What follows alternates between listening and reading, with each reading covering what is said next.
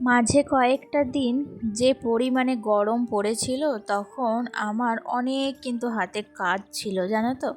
আসলে মাথার মধ্যে কাজগুলো সব সময় ঘুরপাক খেতে চাচ্ছিল যে কখন বা কতক্ষণে কাজটা কমপ্লিট করব। আর এখন বেশ কয়েকদিন বলবো না, 2 দিন থেকে কিন্তু গরমটা অতটাও নেই। আর মনটাও ভীষণ খারাপ ছিল গত 2 দিন থেকে, তো অনেকটা ডিপ্রেশনেও ছিলাম, তো সেই সব ডিপ্রেশন কাটিয়ে উঠেছি এখন। আর এখন আমি দেখো জোর কদমে ফুল এনার্জি নিয়ে কিন্তু সংসারের কাজে লেগেছি। আজকে সকালবেলায় ঘুম থেকে উঠে আমি কিন্তু একটা টার্গেটে নিয়েছিলাম, যেহেতু এখন আকাশটা মেঘলা মেঘলা করছে, আবহাওয়াটাও কিন্তু বেশ ভালো, খুব একটা গরমও নেই আবার খুব যে ঠান্ডা তাও নেই, বেশ মাঝারি ওয়েদার রয়েছে।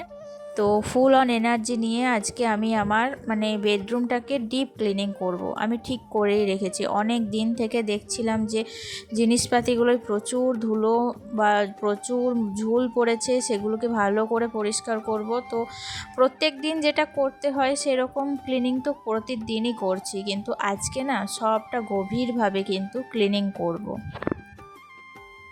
নমস্কার, কেমন আছো সবাই? আশা করি সবাই খুব ভালো আছো, আর আমরাও বেশ ভালো আছি। আমি সুমি, আজকে আমার আরও একটি নতুন ব্লগে তোমাদের অনেক অনেক স্বাগত জানাই। তোমরা যারা আমার ব্লগ প্রতিদিন দেখো বা দেখছো তারা হয়তো এতদিনে বুঝেই গিয়েছো যে আমার কিন্তু খুব একটা দামি ফার্নিচার বা বাড়িতে কোনো তেমন লাক্সারি বাড়িও আমার কিন্তু না। আমি একটা মধ্যবিত্ত পরিবারের মেয়ে এবং মধ্যবিত্ত পরিবারের বউ। তো সেই মধ্যবিত্ত পরিবারে যেমনটা থাকে প্রত্যেকটা সংসারে, আমারও কিন্তু ঠিক সেই রকমটাই আছে। তো খুব একটা দামি কিছু আমার সংসারে নেই, তবুও এই অল্প দামি ফার্নিচারগুলোকেই বা অল্প দামি সংসারটাকেই আমি পরিষ্কার পরিচ্ছন্ন এবং সুন্দর রাখার চেষ্টা করি। এখন আমি ব্লগ করছি বলে যে আমি আমার বাড়িঘরকে দেখানোর জন্য গুছিয়ে রাখছি সেটা কিন্তু না। আমি আগে থেকেই আমার বাড়িকে, আমার ঘরকে গুছিয়ে রাখার চেষ্টা করতাম। আসলে রিসেন্টলি আমি ব্লগটা শুরু করি, এর আগেও আমার একটা চ্যানেল ছিল, আমি বারবারই বলেছি। তো সেই চ্যানেলটাতেও কিন্তু প্রচুর পরিমাণে খেটেছি, তো সেখানে না কোনো রকম সফলতা পাইনি। আমি অনেক দিন পরিশ্রম করেছি, তো তারপরে সেই চ্যানেলটাকে ছাড়তেও আমার খুব মায়া লেগেছিল, কিন্তু এক প্রকার বাধ্য হয়েই চ্যানেলটাকে ছেড়ে দিয়েছিলাম আর এই নতুন চ্যানেলে আমার জয়েন করা। তবে এই চ্যানেলে আমি প্রথমে তোমাদের প্রচুর ভালোবাসা পেয়েছি, এখনও পাচ্ছি, এখনও পাই না সেটা বলবো না। তবুও কি বলো তো, আমার ব্লগ করার জন্য যে ঘরটাকে গুছিয়ে রাখি তা না, ব্লগ করতে হলে না কোনো দামি আসবাবপত্র বা দামি বাড়িঘর কিন্তু প্রয়োজন নেই। সব থেকে যেটা ইম্পর্ট্যান্ট সেটা হচ্ছে পরিষ্কার পরিচ্ছন্নতা আর সংসারের প্রতি ভালোবাসা। আমার শখ থেকেই বলতে পারো আমি ব্লগ চ্যানেলে আসা, এবং শখ থেকেই আমার এই জার্নিটা শুরু হয়। তো আমার দেখো আজকে আমি এই পর্যায়ে এসেছি তোমাদের ভালোবাসায়। তোমাদের ভালোবাসা না থাকলেই কখনোই সেটা সম্ভব হতো না। তো তাই জন্য তোমাদেরকে অসংখ্য ধন্যবাদ আমাকে এতটা ভালোবাসার জন্য। মাঝে কয়েকটা দিন যে হারে গরম পড়েছিল, আমি তো ভাবছিলাম যে এই কাজগুলো এত গরমে আমি কিভাবে কমপ্লিট করব। তো তখন যদি সংসারে এই কাজগুলো কমপ্লিট করতে যেতাম, আমার অবস্থা না পুরো নাজেহাল হয়ে যেত। বললে বিশ্বাস করবে না, তখন রান্না করছি, তাও তো এখনকার অনেক রান্না সহজ হয়ে গিয়েছে, এখন উন্নত মানের যন্ত্রপাতি, সমস্ত কিছু উন্নত মানের হয়েছে। আগেকার দিনে মানুষ কিভাবে যে কারেন্ট ছাড়া দিন যাপন করতো, আমি তো ভাবলেই অবাক হয়ে যাচ্ছি। কারেন্ট ছাড়া দিন যাপন করতো, গ্যাস ছাড়া রান্না করতো, কাঠের জালে উনুনে কিন্তু তারা রান্না করতো। হ্যাঁ, তো কিভাবে তারা করতো বলো তো?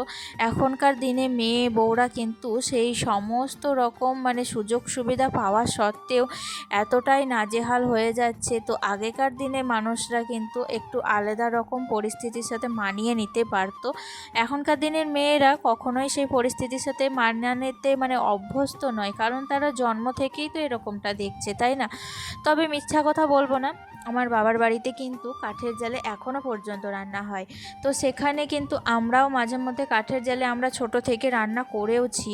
তো এখন শ্বশুরবাড়ি এসেছি, শ্বশুরবাড়ি এসে মানে বাবার বাড়িতেও আমার গ্যাস আছে, গ্যাস না থাকা নয়, আমার বাবার বাড়িতে গ্যাস আছে, ও কাঠের উনুন আছে, এমনকি ইন্ডাকশানও আছে। কিন্তু এই যে শ্বশুরবাড়িতে এসে শ্বশুরবাড়িতে কিন্তু আমার কাঠের জালের কোনো রান্না করার বন্দোবস্ত নেই, কারণ আমাদের না শ্বশুরবাড়িতে একটুও মাটি নেই। শ্বশুরবাড়ির বাইরের জায়গাগুলো একটুও আমাদের না, যতটুকু বাড়ির ভিতরের অংশ ততটুকুই আমাদের। বাড়ির বাইরে কিন্তু আমাদের তেমন একটা জায়গা নেই। তো বাড়ির ভিতরে সবটাই পাকা, কোথাও যে উনুন করব বা রান্না করব সেরকম কোনো বন্দোবস্ত নেই। কিন্তু রান্না করতে ভীষণ কষ্ট হয়, কারণ আমি যেই জায়গাটায় রান্না করি না সেই জায়গাটায় মানে বারান্দার মধ্যে রান্না করি। তো রান্নাঘরে প্রপারলি রান্না করার কোনো ব্যবস্থা নেই, একটাই ছোট্ট পাড়া জানলা, আর ওই ঘরে যদি রান্না করতে যাই তাহলে এই গরমে না পুরো সিদ্ধ হয়ে যাব। আর বারান্দায় রান্না করলে কি অসুবিধা হয়, মানে বাড়ির প্রত্যেকটা মানুষ কিন্তু ওই বারান্দাতেই বসে থাকে, বারান্দাতেই গল্প, বারান্দাতেই সব কিছু। তাই জন্য আমি যখন রান্না করি না তখন বারান্দার মধ্যে ফ্যানটা ঘুরতে থাকে, আর দেখবে ফ্যান চললে বা হাওয়া জ্বললে না রান্না করতে অনেকটা লেট হয়ে যায়। তো গ্যাসের অন্যান্য মানে আগুনগুলো না সমস্তটা হাওয়াতে কানেক্ট হয়ে যায়, তো রান্না করতে অনেকটা দেরি হয়। তো এইরকম করেই রান্না করতে করতে মানে অভ্যস্ত হয়ে গেছি এক প্রকার বলতে পারো। তো যাই হোক, দেখো মানে এই কষ্ট আমি তখন ভেবেছিলাম যে এই যে গরম পড়েছে, গরমের হাত থেকে কবে রেহাই পাবো। যাই হোক, অনেকটা স্বস্তি এখন মিলেছে। আকাশ কিন্তু প্রায় মেঘলা হয়ে থাকছে, বা আগের মতো গরমটা কিন্তু এখন আর নেই। তাই জন্য আমি কিন্তু জোর কদমে সংসারের কাজে লাগতে পেরেছি, আর গরমের মধ্যে কাজ করতে খুব একটা এনার্জিও পাচ্ছিলাম না।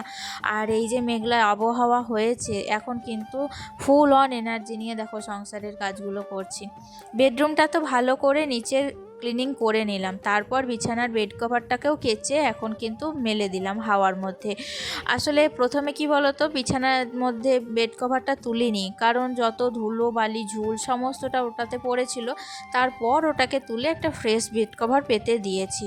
আর এখন এসেছি এই যে দোতলার ওপরের রুমটায়।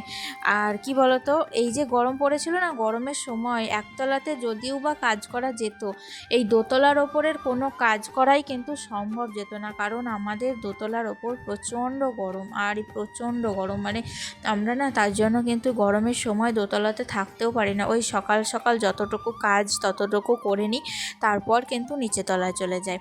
আর দোতলাতে আমরা কেউই শুতে পারি না, একমাত্র শীতকাল হয় তখন কিন্তু আমরা মানে মনে হলো তো দোতলাতে শুতে এলাম, কিংবা বাড়িতে কোনো আত্মীয় স্বজন এলে এই রুম দুটোতে শুতে দিই আর কি। তবুও এই রুম দুটো যে তাই বলে আমি অপরিষ্কার বা অপরিচ্ছন্ন করে রাখি সেটা কিন্তু না। তোমরা প্রায়ই দেখো আমি কিন্তু আমার প্রত্যেকটা বিছানার বেড কভার মাঝে মধ্যে সপ্তাহে একবার করে চেঞ্জ করে দিই, প্রত্যেকটা আলনা গুছিয়ে রাখি, এমনকি প্রত্যেকটা শোপিস, প্রত্যেকটা ফার্নিচারও কিন্তু আমি ক্লিনিং করে থাকি। আমি যে ওপরের ঘরে থাকি না বলে ওপরের ঘরগুলো আমার একদমই কিন্তু অগোছালো থাকে না, সেগুলো কিন্তু পারফেক্টভাবে পরিপাটি করে রাখি। আসলে পরিপাটি করে রাখতেই আমি ভীষণ ভালোবাসি, কারণ কি বলতো, এই যে আমার ঘর আমারই সংসার, আমি যদি পরিপাটি না করে রাখি, বাইরে থেকে হঠাৎ করে একটা লোক এসে কি বলবে, তাই না? সে আমারই তো বদনাম হবে। তার মানে আমার কিন্তু আমার সংসারটাকে একটু গুছিয়ে রাখলে সেই লোকটা তো বলবে যে না, এত কাজ সামলেও, একটা বাচ্চা সামলে, সংসারের হাজার একটা কাজ সামলে, তারপরেও কিন্তু আমার বাড়িঘরটা গুছিয়ে রাখার চেষ্টা করি। আর দেখতে দেখতে বেলা অনেকখানি হয়ে গেছে, সংসারে দেখো সমস্ত ক্লিনিংয়ের কাজ কমপ্লিট হয়ে গেছে। রান্নাটা করেছিলাম অফ ক্যামেরায়। আজকে রান্না করেছিলাম সমস্তটা নিরামিষ, প্রায় কয়েকদিন থেকেই আমাদের বাড়িতে নিরামিষ রান্না হচ্ছে। তোমরা কেন সেটাও জানো, আমি আগের ভিডিওতেই শেয়ার করেছি যে কেন আমাদের বাড়িতে নিরামিষ রান্না হচ্ছে। তো চলো, যাই হোক, আজকের মতো ভিডিওটি এখানেই শেষ করছি। দেখা হচ্ছে নেক্সট ব্লগে। টাটা।